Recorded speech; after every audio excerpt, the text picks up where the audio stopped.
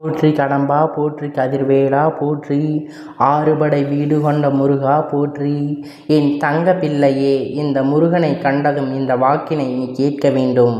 ஏனென்றால் இந்த அப்பன் உனக்கு இன்று உன் மகிழ்ச்சியான செய்தியை கொண்டு வந்து இருக்கிறேன். என் குழந்தையே, உனக்கு துரோகத்தை செய்தவர்கள் இல்லத்தில் இருந்து செய்தி வந்து போகிறது. இந்த அப்பன் ஆட்டம் அங்கே ஆரம்பித்து விட்டது. இதனை உனக்கு சொல்வதற்காகத்தான் இன்று வந்திருக்கிறேன். அதற்காக என் பிள்ளை, நீ உனக்கு துரோகங்களை செய்தவர்கள் எல்லாம் கஷ்டப்பட வேண்டும் என்று நினைக்கிறாய் என்று நான் சொல்லவில்லை. எதிரிக்கு கூட நல்லதுதான் நினைக்க வேண்டும் என்று நினைக்கின்ற என் பிள்ளை, நீ உன் துரோகத்தை மன்னித்து விடலாம். ஆனால் இந்த அப்பனிடமிருந்து அவர்களுக்கு எத்தனையோ வாய்ப்புகளை கொடுத்து விட்ட பிறகு ஒருவர் வாழ்க்கை இவர்கள் துரோகத்தை செய்கிறார் என்றால் அவர்கள் என்னுடைய பார்வையில் இருந்து ஒரு நாளும் தப்பிக்க முடியாது. அவர்களுக்கு நான் கொடுக்க நினைக்கின்ற தண்டனையிலிருந்து அவர்கள் ஒரு நாளும் விடுபட முடியாது. இப்படித்தான் அவர்கள் வாழ்க்கையில் நடக்க வேண்டிய அதென்று நான் எப்பொழுதே அவர்களுடைய தளவிதியில் எழுதிவிட்டேன். இப்படி உன்னுடைய அப்பன் நான் ஆவேசத்தை இனி அவர்கள் மீது காண்பிக்கப் போகிறேன். என் குழந்தையை, இது நாள் வரையிலும் நீ பட்ட அத்தனை கஷ்டங்களுக்கும், நீ சிந்திய அத்தனை கண்ணீருக்கும் உனக்கு பதில் தரப்போகிறேன். உன் அப்பன் இன்று வந்திருக்கிறேன். உன்னுடைய துரோகிகள் இல்லத்திலிருந்து அப்படி என்ன நல்ல செய்தி வந்துவிடப் போகிறது என்று என் பிள்ளை அவர்களை உணர்ந்து, துரோகத்திற்கு பதிலாக அதற்கான தண்டனை என்ன கிடைத்திருக்கும் தெரியுமா? அவர்கள் வாழ்க்கை எதிர்பாராத ஒரு அவர்கள் சந்தித்து விட்டார்களா? அது உனக்கு செய்ய துரோகத்தை விட 2 மடங்கு அதிகமான துரோகத்தை அவர்கள் அங்கே சந்தித்து விட்டார்களா? இதற்கு மேலும் இந்த வாழ்க்கை எதுவும் இல்லை என்று அவர்கள் நினைத்து தொடங்கிவிட்டார்களா? தெய்வத்தின் பாவத்திற்கு பலனை அவர்கள் அனுபவிக்கிறார்கள். இதை உன்னுடைய மனநிலை எப்படி மாற்றுகிறது என்று இந்த அப்பன் நன்றாக தெரியும். அப்பன் யாருக்கும் எந்த தண்டனையும் கொடுக்காதே, அவர்களை திருத்தி நல்ல வழியில் நடத்து என்று நீ சொல்லுகிறாய் அல்லவா? என் பிள்ளை சொல்வது எனக்கு கேட்கவில்லை. ஆனால் நான் இப்பொழுது உன் பேச்சை கேட்கின்ற மனநிலையில் இல்லை. அவர்கள் செய்த தீண்டாமைகளுக்கு இப்பொழுது அவர்கள் தண்டனை அனுபவித்து கொண்டு இருக்கிறார். உன் நல்ல மனதின் காரணமாக நீ அவர்களை மன்னிக்கலாம். ஆனால் அவர்கள் செய்த தவறுக்கு அவர்களுக்கான தண்டனை கிடைத்தே தீரும். என் பிள்ளையே, நீ கண்ணீர் விட்ட பொழுது, கஷ்டப்பட்ட பொழுது உன்னை பார்த்து அவர்கள் இரக்கம் வரவில்லை. நீ இத்தனை வேதனைகள் அனுபவிக்கிறாயே என்று ஒரு துளி ஈர்வு இரக்கம் இல்லாமல் அவர்கள் உன்னை தண்டித்தார்கள். அப்போது இந்த அப்பன் வேடிக்கை பார்த்து கொண்டுதான் இருந்தேன் என்று நீ கோபப்பட்டு கொண்டு இருந்தாய் அல்லவா?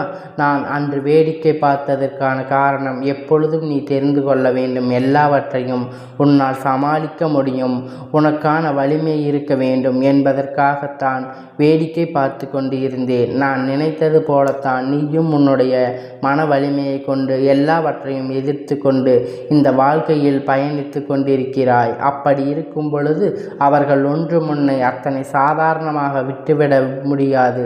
நீ எல்லாவற்றையும் அனுபவிக்கும் பொழுது எல்லாம், சோதனைகளையும் கடந்து வரும் பொழுதும் நான் உன்னோடு தான் நின்று கொண்டே இருந்தேன்.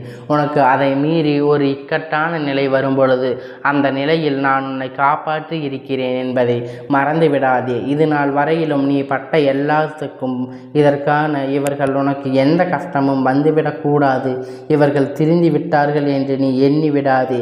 என் பிள்ளையே, துரோகத்தை மனதில் எந்த விதமான கூச்சமும் இன்றி, எவ்விதமான தயக்கமும் இன்றி ஒருவருக்கு இன்னொருவரால் செய்ய முடிகிறது என்றால் அவர்கள் எல்லாம் அத்தனை சாதாரணமானவர்கள் கிடையாது.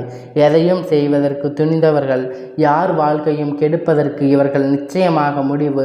நாம் இப்படி செய்தானால் இவர்கள் எதிர்காலம் இப்படி ஆகிவிடுமோ என்ற எண்ணம் இவர்களுக்கு இல்லை. இவர்களின் வாழ்க்கை இப்படி மாறிவிடுமோ என்ற கவலைகள் எல்லாம் இவர்களுக்கு இருந்ததே இல்லை. இவர்கள் இது போன்ற எண்ணங்கள் கொண்டவர்களை உன்னுடைய வாழ்க்கையில் இருந்து நீ ஒதுக்கி வைக்கின்றாயே இல்லையோ, உன் அப்பன் நான் ஒதுக்கி வைத்து விடுவேன்.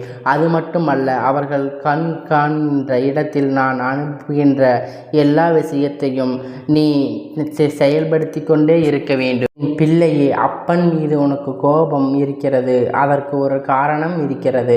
பிரபஞ்ச விதி தர்மத்தை மீறி தன்னுடைய எல்லாத்தையும் தாண்டி ஒருவருக்கு கெடுதல் நினைக்கின்ற பாவிகளுக்கு நிச்சயமாக எல்லா விதமான சோதனைகளும் இந்த அப்பன் கொடுத்தே தீருவேன். அடுத்தவர்களை சோதிக்கும் பொழுது யோசித்தவர்கள் தனக்கு சோதனை வரும் பொழுது மட்டும் கண்ணீர் விடுவதற்கான காரணம் என்ன காரணத்தை எல்லாம் இவர்கள் வாழ்க்கை அனுபவித்திலிருந்து கற்றுக்கொள்ள வேண்டும். உனக்கு செய்ய தவறும் அவர்கள் மன்னிட்டு என்னிடத்தில் அவர்கள் கண்டிப்பாக மன்னிப்பு கேட்டே ஆக வேண்டும். அப்படி மன்னிப்பு கேட்காமல் நான் ஒரு நாளும் அவர்களை விடமாட்டேன். இந்த துரோகத்தை செய்துவிட்ட பிறகு இவர்களின் நிலை என்னவாக இருந்து தெரியுமா? துரோகத்தை செய்துவிட்ட அவர்கள் அங்கே ஆனந்த கூத்தாடினார்கள். எத்தனை மனமகிழ்ச்சி அடைந்தார்கள் தெரியுமா? தான் நீ நினைத்த எல்லாம் ஒரு வாழ்க்கை சாதித்து விட்டோம் என்று விதத்தில் அவர்கள் அங்கே அலைந்து கொண்டு இருந்தார்கள். அந்த நேரத்தில் இந்த அப்பன் கோபத்தில் உச்சத்தில் இருந்தேன். அவர்களுக்கான ஒரு சில வாய்ப்புகளை உன்னிடத்தில் மன்னிப்பு கேட்கும்படி ஒரு வாக்கு கொடுக்கப்பட்டது. ஆனால் அதையெல்லாம் கண்டித்து கொள்ளவில்லை. இவர்கள் இது போன்று எல்லாம் செய்ய வேண்டாம். கடவுள் எதையும் விட்டுவிட மாட்டார்கள். தெய்வம் என்று ஒன்று இருக்கின்றது, அது நின்று கொள்ளும் என்று சொல்லிவிட்ட பிறகு அதை இவர்கள் பெரிதாக பொருட்படுத்தாமல் தெய்வத்தை என்று ஒன்றெல்லாம் கிடையாது, அது வேறும் ஒரு கல் என்று சொல்லி திரிந்து கொண்டார்கள். இவர்கள் பேசிய அத்தனை வார்த்தைகளுக்குமான பலன்களை அனுபவித்து கொண்டே இருக்கிறார்கள். உனக்கு செய்த துரோகத்தில் மன வருந்தி உன்னிடத்தில் மன்னிப்பு கேட்க வருவார். அத்தனை சூழ்நிலையை நான் இப்பொழுது உருவாக்கிவிட்டேன். தெய்வம் கோபம் கொண்டால் என்ன நடக்கும் என்பதை நீ இவர்கள் வாழ்க்கையில் நடக்கின்ற விஷயத்தை வைத்து நீ பார்த்து கொள்ளலாம். என் குழந்தை, கெட்டவர்கள் விஷயத்தில் சாபங்கள் எல்லாம் ஒரு நாளும் மற்றவர்களுக்கு பலிக்காது. அதே நேரத்தில் ஒரு நல்லவன் இன்னொருவனுக்கு ஒரு சாபத்தை கொடுக்கின்றான் என்றால் அது நிச்சயமாக நடக்கும். ஏனென்றால் எப்பொழுதும் அடுத்தவர்களுக்கு நல்லதை மட்டும் நினைக்கின்ற ஒருவருக்கு கெடுத்தல் நடக்க வேண்டும் என்று நினைக்கிறார்கள் என்றால் அந்த மனதில் ஏதோ ஒரு அர்த்தம் இருக்கும். அந்த மனதில் ஏதோ ஒரு காயம் ஆழமாக இருக்கும். இது போல சூழ்நிலை கொண்டால் என் உள்ள நிச்சயம் சொல்லுகின்றேன், காரணத்தை உன்னால் உணர்ந்து கொள்ள முடியும். இவர்கள் நினைத்த விஷயத்தை எல்லாம் செய்துவிட்டு அமைதியாக இருந்து விடலாம் என்று நினைத்து விட்டார்கள். ஆனால் இவர்களுக்கான அமைதி கொடுக்க உன் அப்பன் இனி ஒரு நாளும் விடவில்லை. எதற்காக செய்தேன் என்று எண்ணி எண்ணி காலம் முழுவதும் இவர்கள் கண்ணீர் விட வேண்டும். அந்த நிலைக்கு அவர்கள் வாழ்க்கை நான் கொண்டு சென்று விட்டேன். ஏற்கனவே பல கஷ்டங்களை கண்டு அதிலிருந்து மீண்டு வர முடியாமல் நின்று கொண்டிருக்கிறார்கள். இதற்கு மேலும் கஷ்டங்கள் ஒன்று வரும்பொழுது நிச்சயமாக தான் செய்ய வேண்டிய தவறுக்கான தண்டனைகள் என்பதை அவர்கள் புரிந்து கொள்வார்கள்.